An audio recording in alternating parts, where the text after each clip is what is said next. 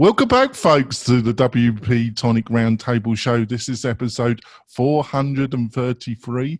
I've got a great roundtable panel. We've got some great stories. I think it's going to be an interesting debate. I'm going to let the panel introduce themselves. I've got my friend John Locke.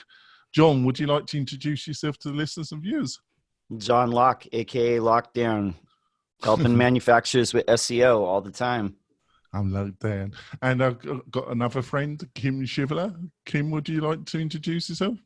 Absolutely. I'm Kim Shivler. I'm a communications consultant and former WordPress instructor, though I don't do that as much anymore. Mainly focused more on team building and helping engineers get their message out to non-technical audiences. And I've got another friend. I've got Matt Medeiros in the house. Matt, would you like to introduce yourself? Hey, Matt Medeiros, mattreport.com, and you can find me during the day at pagely.com. I've got another friend, Sallie Goetsch. She knows me so well, she can read me like a book. Sallie, would you like to introduce yourself? I'm Sallie Goetsch, and my business is WP Fangirl, and I am the not very organized organizer of the East Bay WordPress meetup in Oakland, California, and the frequently distracted cat mom.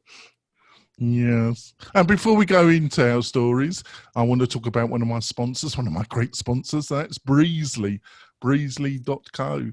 And Breezely is one of the most innovative page builders I've come across. It's got some fantastic technology which you won't find with other page builders. I've been trying it out. I've been impressed. So go over to breezely.co. Have a look at it, download it, have a play with it, and also tell them that you heard about Breezely on WP-Tonic. Right, let's go into the. It kind of exploded. This it wasn't on my radar. There was a interview of Matt Medeiros by David Hansson. David is the founder, one of the founders of BaseCamp, and also Ruby on Rails, and he kind of runs Ruby or Rails. And then there was an interview with our beloved host, panelist, Matt, on Post Status. So, Matt, what did you think of this interview done by David Hansson? What did you think? I thought it was really very interesting. Yeah, it was actually some funny timing, given one of the tweets that spawned my interview with Brian on the Post Status, with just the general sentiment of people just not being happy within the WordPress community and just not feeling like they're really a part of the software anymore. And it's troubling to me because I see great developers just saying, fed up with WordPress and development and just saying, just bad things about the software, moving away from it because of things like Gutenberg. And, and to me, that's a lot just on the surface stuff. So a lot of people just saying, hey, I'm going to try my hand at something else, which is totally fine. Like that's the awesome part of open source and the open web. But I just don't want to see good talent, good people leave this software because I do love the software and we are a behemoth in the market. And there's a lot of potential still. With WordPress. It powers not only websites, but people's lives, livelihoods, careers. It's a freedom of voice and all of this stuff. So I tweeted something out like, I just don't want to see this just erode into nothingness. I don't want to see people leave because they're unhappy with management, if you will. And then coincidentally, this all sort of happened around the same time Salesforce invested the fifth series or Series D, whatever it is, $300 million to bring Automatic up to a $3 billion valuation, where DHH, who's a much smarter individual than I am, sort of just flipped the table and said the same thing that we're all thinking, like, no, to pull a quote out of Matt's interview of wanting 80 or 85% of the web running WordPress, saying that is not the sign of an open web. That's the sign of a monopoly. This is not the freedoms that we all adore. And that sparked a good conversation with Matt and David. I shared some of my thoughts, which are quoted in the Tavern. It's something that I don't think that if a community member like myself or anyone on this panel said, hey, Matt, I want to spend an hour talking to you about this, I don't think that would have happened as easily as it is from coming from David, given his clout, his success in this space, and what have you, and knowing Matt for years. I thought it was great to see David directly push these questions back to Matt. We didn't get a lot of concrete answers on a lot of the pushback. Matt is a very well-spoken politician when it comes to these types of. That's so insightful. It's such a pity Spencer isn't here, because he always brings that up. He's so insightful. And he's able to twist things, which, again, I don't think that Matt is evil as much as he is might just be a little delusional with some of these goals. Actually, can I interrupt, Matt? Yeah. Actually, I think you've been I see where you're coming from, but I think you've been a little bit unfair. What I got from that interview, the main point was that Matt's response to David's very logical arguments, and I agree more with David than Matt, but Matt's overall reply was, this is an open source project. And which was totally missing David's point. Right. Well, you can argue that, but his main intellectual argument against David's points was that this is an open source project. And because of that, a number of your points fundamentally don't apply to this situation, because I might be a kind of semi-dictator, but if people get fed up with the situation, they can fork the software and they can go on their own journey. And that is a fundamental difference. I agree with David that fundamental argument is iffy at best. Back over to you, Matt. Yeah, I agree with that. I agree with that statement. I do believe that the driving force behind Matt isn't a pure 100% like commercially driven aspiration. I do think that he views the world of software, most of it as commercially driven, as evil, and I'm going to use this thing called WordPress to sort of even the landscape, if you will, but at the detriment of, thousands of people who have committed time to this, who just don't have a say in that direction. I'm not smart enough to know if that is a good thing or a bad thing. I know in just a small sampling of building a website with, let's say, a nonprofit, design by committee is the worst thing ever, because you have 100 people telling you to do this all in a million directions, and you just need one person to lead this charge. So amplify that by 1,000. Here we are with WordPress. I think we need somebody to be the leader of direction who is held responsible for the direction. And Matt really needs to just step away, maybe still paint vision of WordPress, but there has to be somebody who's more unbiased to automatic, in the community, and somebody who can drive the software in a direction that gets a real collaborative voice together, and not just, we talk about trust, and here's a guy who sits in between automatic WordPress.org and the WordPress Foundation, which protects the brands of both, and it's or WordPress, and it's just like, well, just a little weird. It's just a little weird. Well, there was a lot coming up about governments and dictators and moving countries, and there's at least two of us on this podcast who either currently live or have lived outside of the nation they were born in, but the thing is, like, if somebody is president, they can be voted out. This is where we are in a situation in the States where there is a lot of people, unhappy with the current president, but it's, survivable because, unless all the laws get changed, we have a maximum of 8 years. And there isn't a system of governance for WordPress where that's an option. I mean, I don't actually have any objections to the direction that pain in my butt, because my JavaScript knowledge could be painlessly inscribed on my thumbnail. But that, you know, that there should be some kind of accountability and, you know, ideally more openness, because it is supposed to be an open platform. But it's kind of like, so we have to move countries instead of like being able to bring something to the leadership. That one really stuck with me, Sallie, that whole analogy, because while, I mean, you guys have moved countries, I haven't. I've just traveled a lot, and that itself was a pain in the ass when I was worldwide. But I think it dismisses the fact that maybe it's easier than moving countries, but if you're well entrenched in a software and you're a little bit larger company, it's not all that painless. Well, and it's not just about you being entrenched. It's about everyone else being entrenched. And you know, kind of back to the browser discussion, that, you know, when one company is that dominant, there's just like, there's nobody will participate in anything else because they don't see a point in it.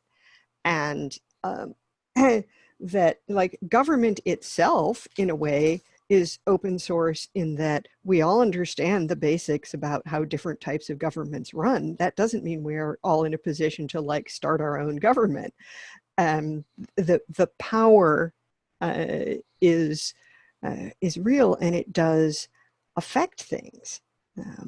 Yeah, I'm going to ask John this, John, and then throw it back over to Matt. John, I just think a lot of things have all kind of been jumbled up into a feeling, a group feeling. I think Matt is right about, to some extent, about the group feeling not going the right way.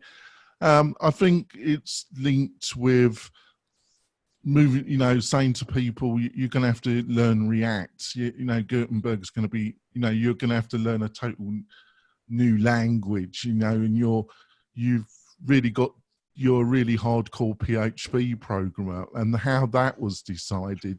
And then the actual Gutenberg project, how it was managed, which I think was a dog's breath, basically. It was managed like a dog's breath. And then this whole eruption about, you know, that he wants 86% of the web and Automatic's relationship with WordPress. And this is all kind of, all these things have all been kind of jumbled up. Do you think I'm on the right path there? And what's your own reflection on it, John? Yeah, I mean, and this is just a sense of one person with the sense, I'm just one guy, but I'm like Matt. You know, I see what a lot of people are saying in the community. And I think what's going on, like when this project first started, it was a fork of B2. And it had a different vibe. But as they've taken VC money, their path is not open to be, you know, just anything that they want it to be. When you take VC money like that, you have to get a return. And, you know, the confusion, and even Matt Mullenweg mentions it in this is the podcast. He says, oh, no. WordPress didn't take VC money. Automatic took VC money. Yeah, he keeps saying that, and it's it's intentional confusion. The fact of the matter is I just think that's gaslighting. Well, I'll tell you something. The fact of the matter is the WordPress project is going to go the way of whatever Matt Mullenweg wants it to be, because Automatic has taken VC money, and those investors have to get their money back. That is why the WordPress project is becoming a Squarespace clone. But that is the lack of governance, the lack of transparency is a thing that a lot of people have felt, even if they didn't know why. They were feeling it. But it's coming more out in the open of that, you know, this is what it is. You know, the whole thing of like 85% of the web, I don't even think that they're going to get to 50%. To be quite honest. And I think something that Matt Medeiros here will agree with too, most of the percentage of this 34% is from people like me and you and Matt and Sallie and Kim that have, sold digital sites to people and told them to go on WordPress. I think that's most of the 34%. And I think .com is not earning as much as you think, because there's no real stats on how much of that 34% is .com and how much is self-hosted. But one thing is very clear, that they're trying to push the Gutenberg project in a direction to where it basically is like a drag and drop, like Squarespace or Wix or whatever. That's what they're trying to compete with. And there's two ways that they can make money off that. They can make it off the bottom with the people who pay, $10 or $15 a month, or they can do it for VIP. But it seems like at this point that they're going for the masses. I mean, this acquisition of Tumblr too, that's to pump up that number later on, to where that they can look like they're growing when they say, like, when Tumblr becomes pushed by WordPress headless, then they're going to say, like, okay, like now WordPress is 40% of the web. That's you realize the investors don't give a rat's behind about the percent. They want the financial return, and this was a really good point that was raised, that Shopify has a pretty small percent of the market, but a ton of money. Yeah, exactly. I mean, their valuation's like 10 times as much. Yeah, I want to put this to Matt.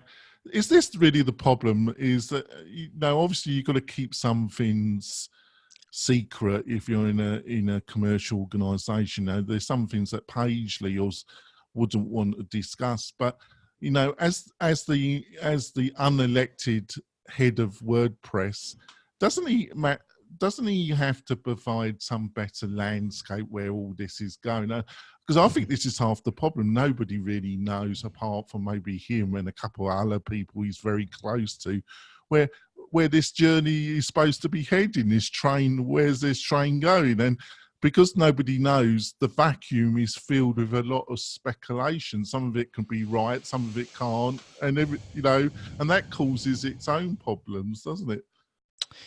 Yeah, there's a lot of stuff that I'd like to just quickly remark on. I think that one of the reasons why I say I don't want people to give up is because if there will be a philosophical or social change at WordPress, we can't have people leave. We can't have people leave who care about the software, because inevitably, is what we've all been saying, is eventually it is just owned by Automattic. All the a majority of contributors to the project is just Automattic. So it just becomes like, hey, oh, by the way, Automattic open sources this little piece of software over here, just like Salesforce and all these other giants do. And there's less of us to really direct it. We talked quickly about how change isn't easy for organizations. Change isn't easy for individual freelancers either. And I was really moved by Paul Euler's discussion on the WP Hallway Chats podcast, where he's, typical freelancer, we're building sites, we're trying to find business. And man, I'm spending time learning this software, and I finally got my feet on the ground. I've got Beaver Builder. I can go out and make clients. And now all of a sudden it's like this Gutenberg thing hits me. And I look at this, I look at the blue collar digital workers that are out there, and I'm trying to say, yeah, this is a bad thing for, the people who are trying to get their minds wrapped around the software to make a living. And I don't want to see that dissolve. Third point is, I think that we always hear things from Matt 5 years ahead of where his brain is. Look, again, I know I think he's very smart. I think he's got some great ambitions. But when we heard him, and I bring the story up all the time, when we talk about Jetpack 6 years ago, his thing about Jetpack being the driving force of adoption was him understanding where Jetpack was going to be in 6-7 years. He knew it was going to be the glue to take all of these new features that he's planning to launch and make it easier for the end user, right? And I would argue that it's still not even there yet. I think he's still 2 years out from that vision. when he talks about when he talks about WordPress being 85% or 85% of the internet, I don't think he's talking about WordPress in the traditional content management system that we all use today. I think he's thinking that eventually Gutenberg or the block system will be so modular and I guess block driven, for lack of a better phrase, that you could have tiny bits of WordPress. I think the word yeah, you want is ubiquitous. Yeah, you could have tiny bits of Gutenberg in, I don't know, Facebook or a big platform. When he was talking to DHH on that podcast, DHH said, well, we built our own WYSIWYG, and he sort of, threw in there, well, you could have used Gutenberg or whatever whatever the paraphrase was. I think that when he's thinking 80%, he's not thinking every site is WordPress. I think in his mind, the operating system of the web is Gutenberg and these tiny blocks that you could pull into any software project. That's what I think. I'm trying to give him the benefit of the doubt, to project a world that I wouldn't mind supporting, much like you'd say, well, I'm going to use PHP. I'm going to use Gutenberg blocks. I don't know. I'm thinking that's kind of cool for me. I like that. Especially if I have a say in where this project is going. Again, just to wrap up that DHH conversation, I don't think we got any clear-cut answers.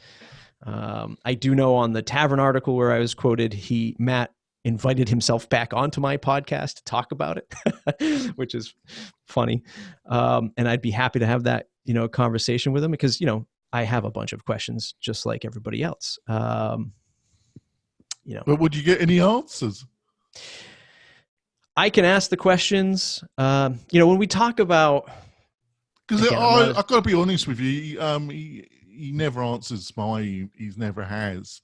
I've always felt a bit of outside of the WordPress community in some ways, Matt, because I'm a little bit outspoken. But I would, I'm used to the kind of the English way of interviewing politicians, and it's a lot rougher than the interviewing style of American media. So if he didn't answer, he'd just be kept I just asked the same question again and again and again until he either walked off or he would answer it. I wouldn't put up with his gaslighting, basically. It would be rough and tumble because he's a big boy and he can look after himself, Right. I obviously don't know if I could get answers, and if we got answers, it's probably not the answers. We have ways and means of getting. Look, I brought this up on Brian's podcast, and I don't think it makes too much of an impact, but at least it might show some solidarity around governance. Is if everybody who contributed to the project just took a day and didn't contribute to the project, and just took a day and said, this is for recognition of governance, a day of strike, a day of recognition, whatever you want to call it, but a way to symbolize that people are interested in pushing this forward. Because if people contributing to WordPress don't care, man, this is going to be an uphill battle. Right. And Morten and Rachel, super smart individuals. I couldn't carry that torch of governance. But what I do know is that, if we can show that people care, and if people aren't happy with where it's going, let's say 20 people just wanted to all of a sudden say, I want to start contributing code to WordPress, not just like forum support, but just code to shift the direction of where this features are going with WordPress.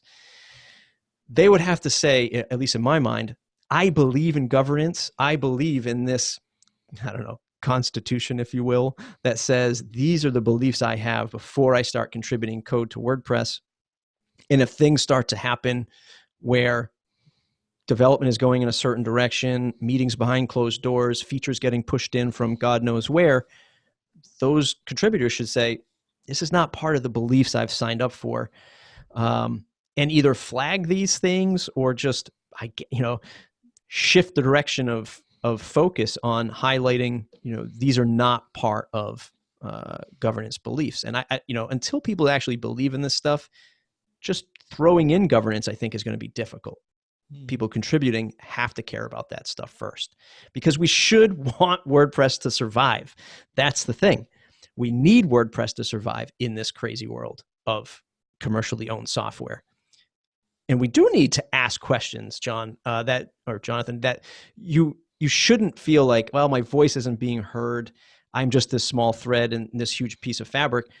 No, we need this stuff. Like, this is the stuff that needs to be said to keep people questioning, the leaders, of the software. Benevolent leader. Yeah, I think we're going to go for a break. I just think this is really a witch's brew of different upsets, things that have been building up. It is a real witch's brew. We'll be back in a moment, folks, with some other great stories. We'll be back in a few moments. We're coming back. We've had a good discussion of the witch's brew, as I call it. Before going to my other stories, I've got another great sponsor, and that's Lifter LMS. What is Lifter? Lifter is one of the best learning management systems on the market. We use it on WP-Tonic with our clients. We specialize in building learning management systems, and Lifter LMS is one of our key tools in our quiver. So if that sounds interesting, you're looking to build a great course membership site and you're looking for a great framework to build it on, go to Lifter LMS and see what they've got to offer. On to the next story. Oh God, all hands on deck. Yeah, say that again. Sallie, what did you think of this one?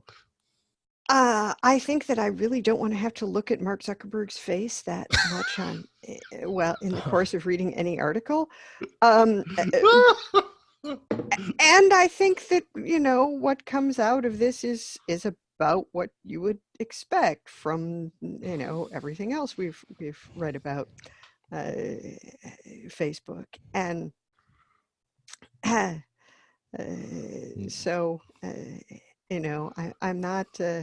not especially shocked by what it says. And it is that, it does seem like, well, this is a definite, drive for world domination. And he's been watching too many James Bond films, hasn't he? I don't know. I haven't seen a James Bond film for a long time. But we don't have Dr. Evil with us here. Nah. Oh well. Matt, what did you think? I think we're heading for a bit of a collision coming. Yeah, I mean, this is people railing against the machine, I guess. Like they don't. This is just an indicator to me that for years Facebook has had these sort of all hands meetings or whatever, and you didn't really see any leaks. But now I think we're all fed up with it. We're all fed up with like where this is all going. And when you get to a size of Facebook, this is what happens. Automatic, not too far off. Once you get over 1,000 people, man, this is a different culture. There will be people who are just generally in the mix. Do you think you might get a leaked? Do you think there's a kind of general trend here in all these companies that this has been said, it's not original for me. I guarantee no originality, Matt. But fundamentally, that they have this kind of startup mentality, even though they're billions and billion-dollar company, they still have this kind of startup view of the world, especially the founders, and they can't get over it, really. Yeah. I have a lot of thoughts, around this, and it can start from, the smallest startup, and as soon as you start to accelerate growth and you start to just feel the rush of success, it is very hard to stop that, to stop that train. And we see this with the tiniest SaaS piece of software suddenly go from $9 a month to $59 a month because, well, we're growing and we're adding more features and we're doing this. I mean, when you start talking about billions of dollars, then it gets even worse. It gets even more complicated. And I also think that some of the stuff. I'm sorry to interrupt, but in PR terms, this wasn't a great move, was it? Well, no, I mean, yeah, I'm talking more about the business side of it, but like the PR stuff and like the stuff that he cited here, no, it does not look good at all. No. So, Kim, you've worked for some big companies in your career. Got any advice for our kin of Facebook? You know, I see it as a bit of a combination. I don't have any advice for him. I'm actually not. I'm minimally on Facebook as much as my marketing guy puts me there. That's it. But I see it both from what you were talking about, Jonathan, where it's startup, the leaders, but it's also a lot of times and I think this went back, Matt, to what you were saying, when you have a company like Automatic, when you get past that big employee level, a lot of times it's the employees themselves. You get up above 1,000 and they're like, well, why can't we all be like we were 4 years ago? oh, They're not ready for the culture shift. And there's going to be a culture shift when you get that big. It's just going to happen. You're giving me the opportunity to mention Otto, which if Spencer was here, I would have to do anyway, wouldn't I? You would. You wouldn't have to, because Spencer would do it for you. Oh, yes. Good We've point, got a tradition now, Matt, that every time the show runs, we've got to mention Otto. We're starting to get to like the WP-Tonic drinking game. Yeah, there we go. John, have you got something to say? Yeah, I do. So something that I saw somebody mention the other day really made a lot of sense. Trump is old. He's not going to be here for too much longer. Putin will be dead in about 20 years. But Mark Zuckerberg is young. He's like barely in his early 30s, and he is not elected. He's the head of this corporation, and he can't be removed, kind of like, like the other guy we were talking about. But he has a lot more influence. Facebook just said, just this week that, politicians can go ahead and, lie on their platform because it's newsworthy. I mean, I put a link down in there, the article about how the genocide, the ethnic cleansing of the Muslim minority in Myanmar, formerly Burma, it was basically facilitated by Facebook and propaganda. Now, the very first WordCamp that I ever went to was 2014, San Francisco. Paul Clark talked about the work that they did in Myanmar about, setting up a site to record. Yeah, you're right. Because I was human rights abuses in Myanmar. Yeah, you're right. It's come back there because that was the first one I went to. Yeah, that was. You're so right there. This is what I'm saying. Of course he doesn't want to be broken up. He doesn't want any politician or president in there or anybody in Congress for that matter, that's going to break up big tech. But I think in a way these things need to be regulated because they are ripping apart society, not just here, all over, with the propaganda and lies, and well, in a way they are, because their cop out of this is saying we only provide a platform. We're not actually doing the lying. Well, we only offer the tools, don't we? Well, you know what? All the people who work there, the developers, the designers, whoever works there, you're responsible for what you put out into the world. If you're like, oh, it's, cool things we're working on, I hope you're proud, because this is what's happening. I think there do need to be some checks and balances as far as these platforms, because they just don't care. They don't care if the world burns down as long as they get paid. Matt, is that really linked to our previous conversation in part one? Is that we don't want WordPress to end up it won't be exactly the same, but something like bloody Facebook. Yeah, I don't want to see that happen. But I think Matt Mullenweg thinks that, he could be he could be as big, but a safer haven than a Facebook. That's the way I think he is going at this. No, I'm not doing evil things, but I'm doing evil things to get there. Right. Yeah. It's kind of like Jack Dorsey. Well, yeah, but yeah, exactly. And, one of the things I want to, okay, so Zuckerberg isn't around, is the youngest out of all of like the evils of the world, let's say. But you never know. Like, you never know what could happen where he is not around. And that's the same thing with Matt. Like, what happens with all of this big investment if Matt isn't around in 5 years? Who's taken over? Who's the influence then? Right? So this isn't just a situation where it's like, come on, Matt, give us some more power, get out of the way, or Zuckerberg, whatever. It's putting in the checks and balances so that if the leader isn't there, we know what we're going to fall back to.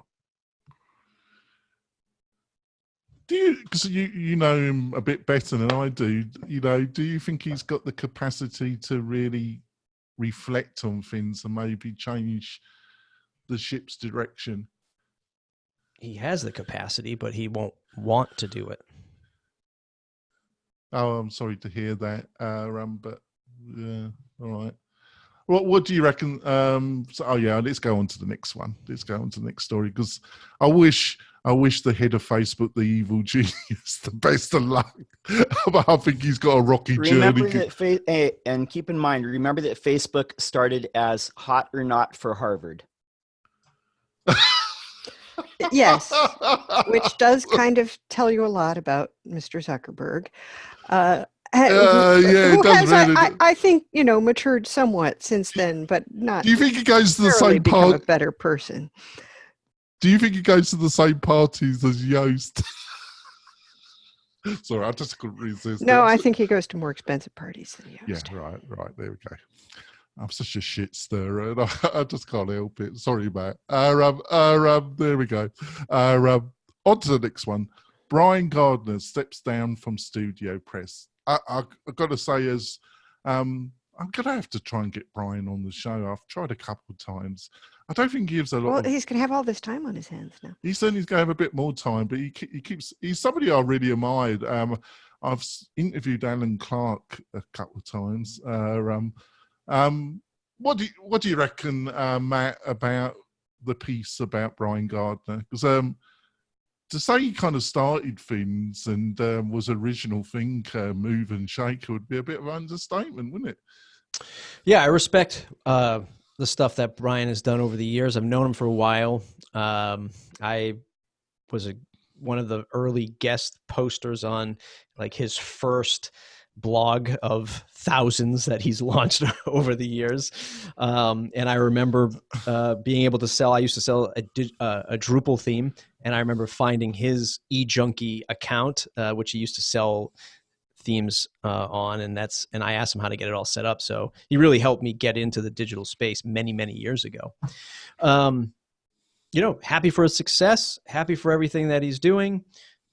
But I saw it coming, I think, like everybody else, right? I think it's natural. Everybody else except those of us who work with Genesis every day. And it was funny when this got posted to the forum. It's sort of like, intellectually, that after there's been an acquisition, the original leadership tends to step out. And yet it still seemed like, wait, what? I've been very happy with the direction that WP Engine has taken, Genesis in the time since that acquisition. That the development pace of development has stepped up, and the modernization of the framework has stepped up. And but it so I'm not like afraid of that, but it still seems.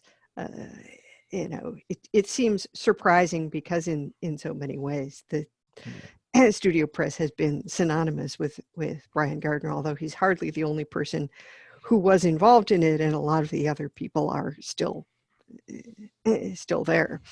Yeah, because StudioPress knew how to play the internal politics of WordPress to fine art, didn't they? In some ways, what do you reckon, John? They seem to be able to.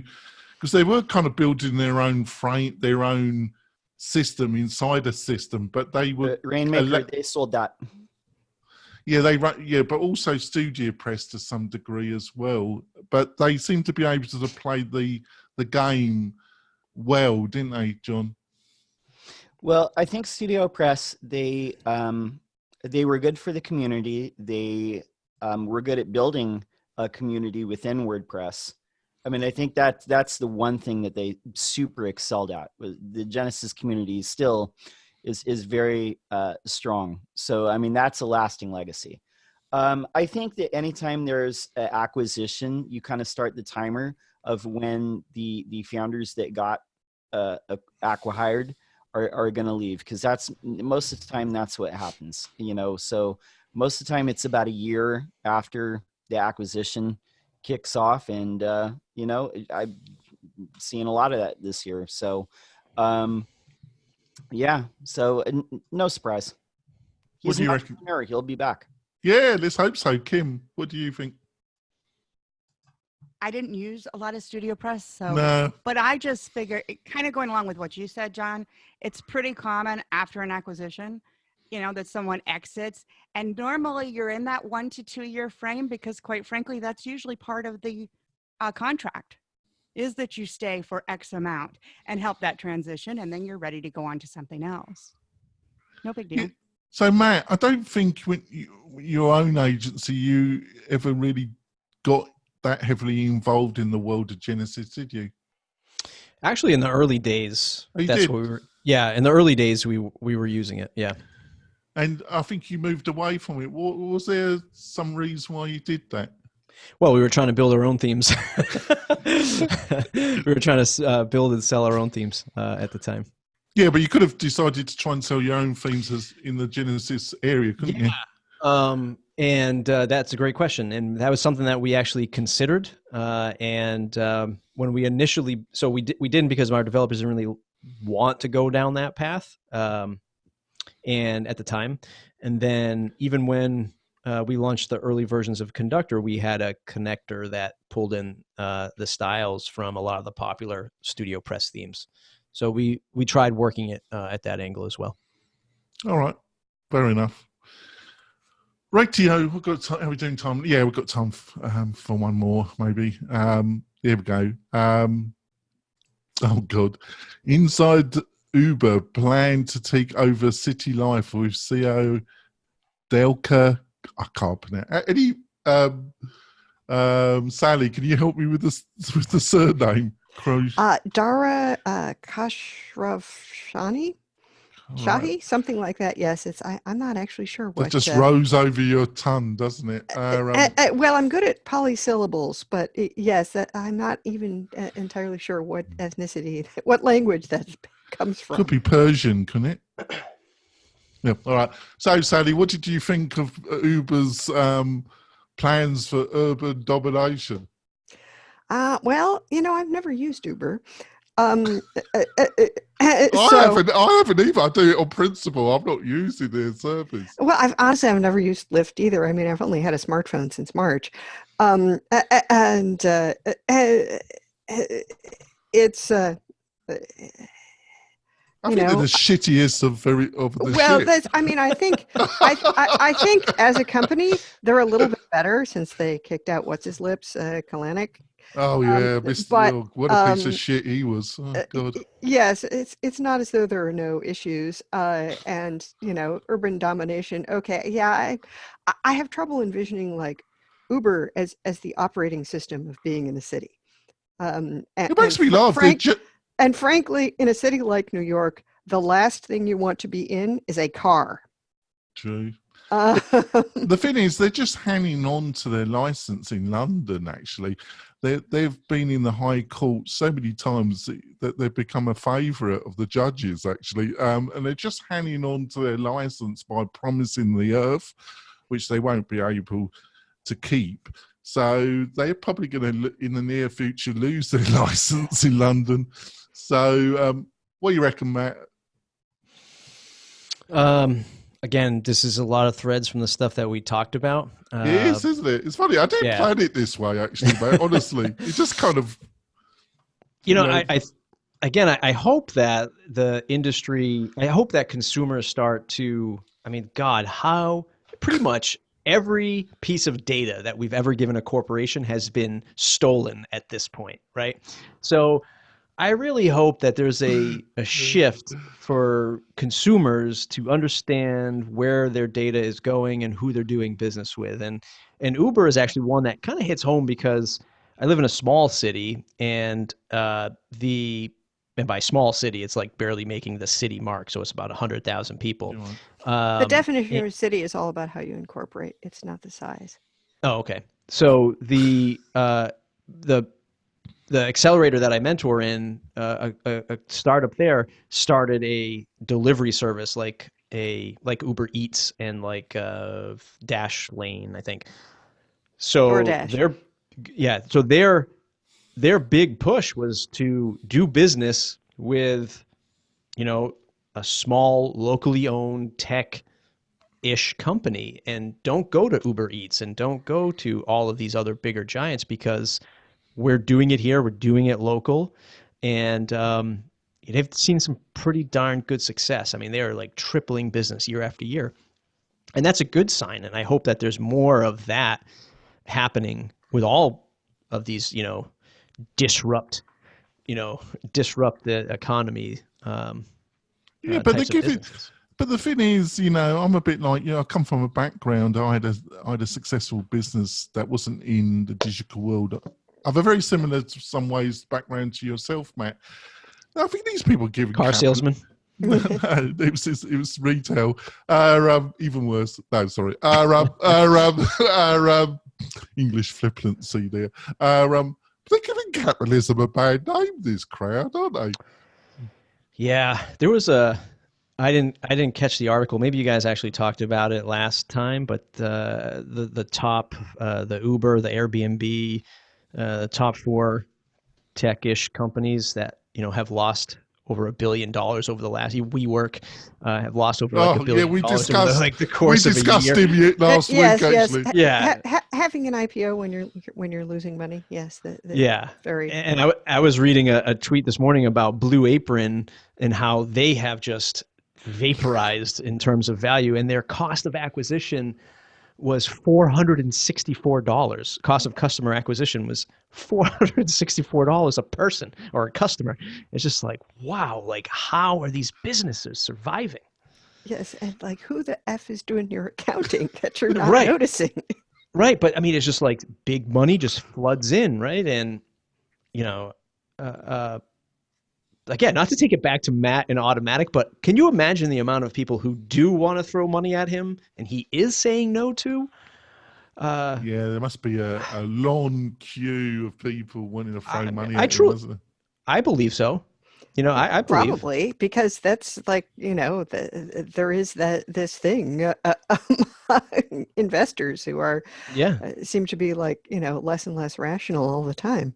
Well, it's less and less as it gets more manipulative, more which goes back to his interview, and David pointed out, as and I thought some of David's points have been things that I've been thinking a lot over the past year, and we've been discussing on this podcast to some extent, is their dominance and fundamentally the Shopify example that he placed in front of Matt was a great example, and we really these companies need to be broken up. Basically, I've been saying it consistently, and they need to be broken up before it gets too late, because they're giving capitalism a bad rap, basically. What do you reckon, Kim? Uber domination, and somebody that uses their blessed services, you must be for their dominance of urban movement. I'm with Sallie. I don't want to get in a car in urban cities. However, I have used these type. I have used Uber. I have used Lyft. Because for example, where I live, there's certain places to go, even though I'm in a small town. I don't even know if we make as many people as you have, Matt. But there's certain places, like if I have to go to the university, there's no other way to get there because there's no parking. I'm with Sallie on I think this guy's better than the other, but I think that it's an opportunity for other companies to come in and find things and eke out part of that. Like you were saying, Matt, hey, no, locally we've got this, and this is what we're going to support. We're not going to let this guy dominate every single piece of the puzzle.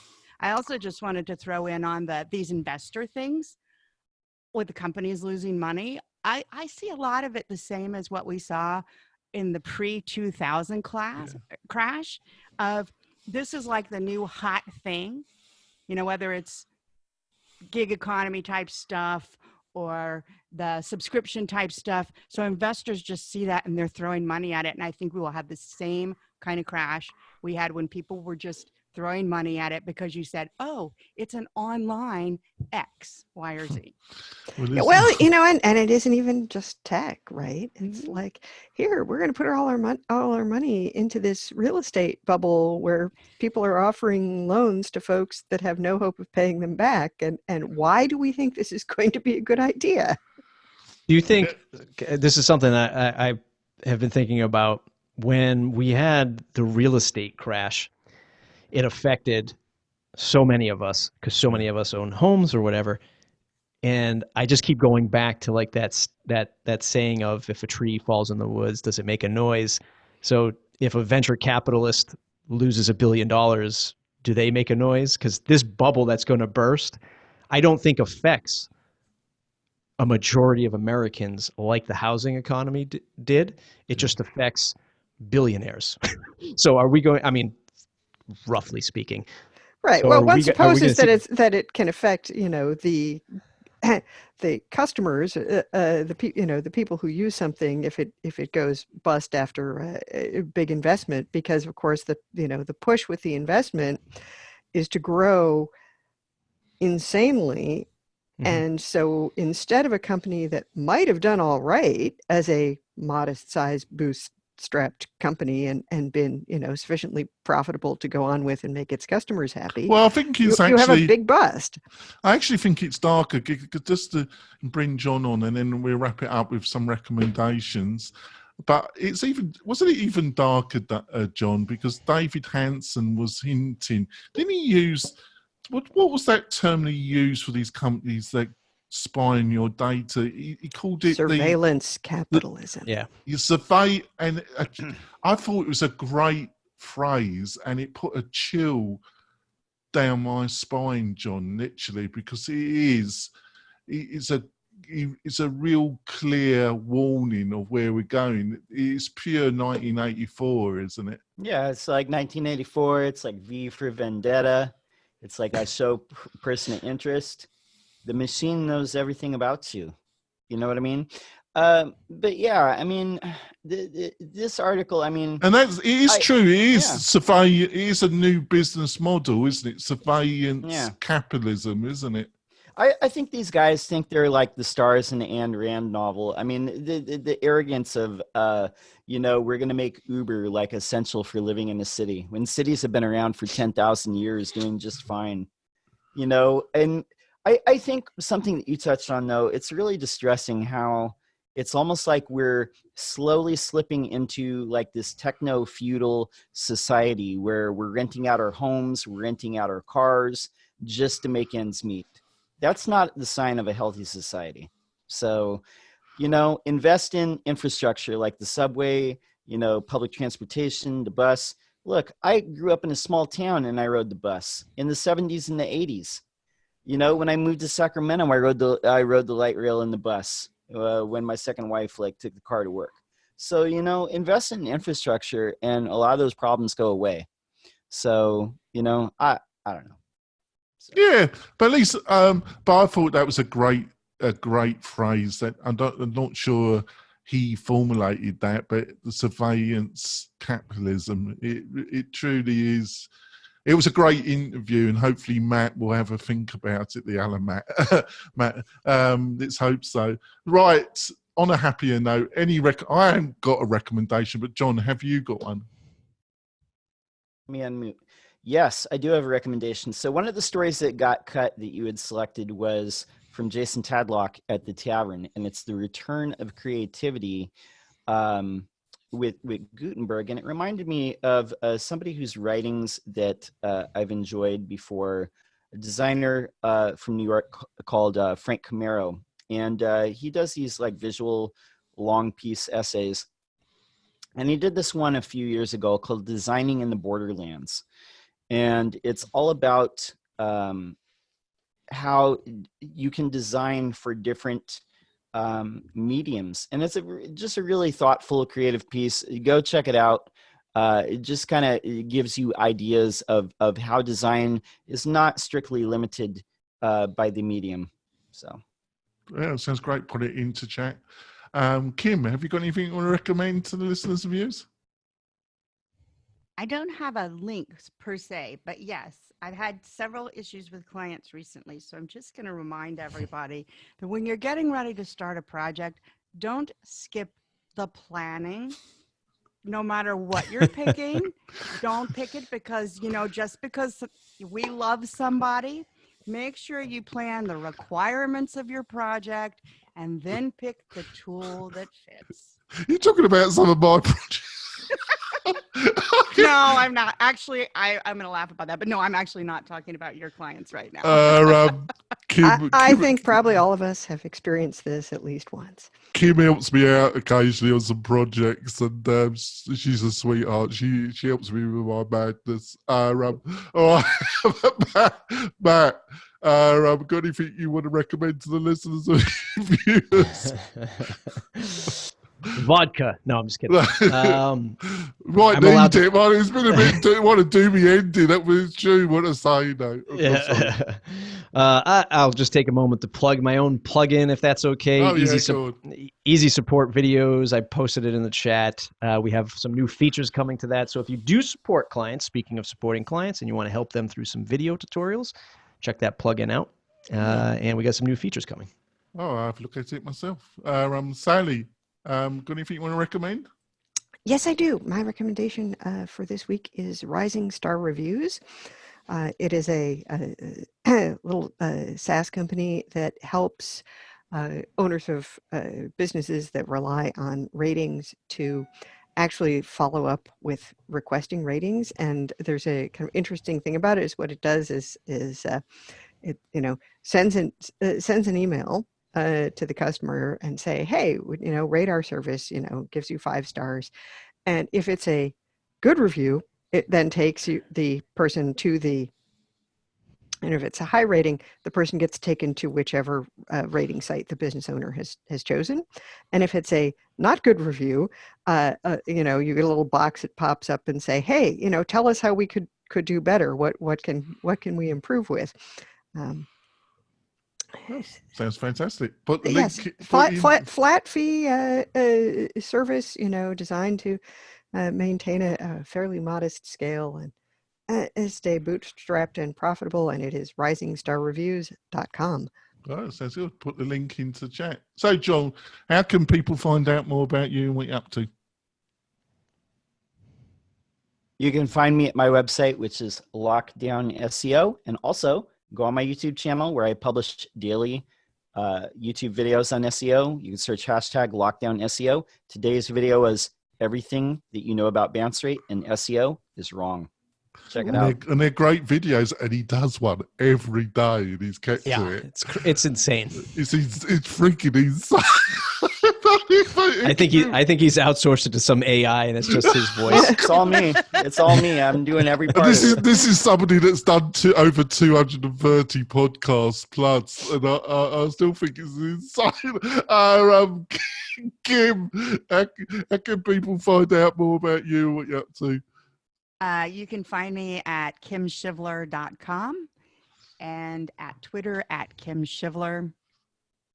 Instagram, I think I'm still just Kim Shivler. I may be Kimberly Shivler, which is my full name. All right. Matt, how can people find out more about you and what you're up to? MattReport.com, Pagely.com. That's it, Pagely. Yeah, there you go. Sallie, how can people find out more about you and what you're up to? You can find me at WPFangirl.com, or I am at Sallie Goetsch on Twitter.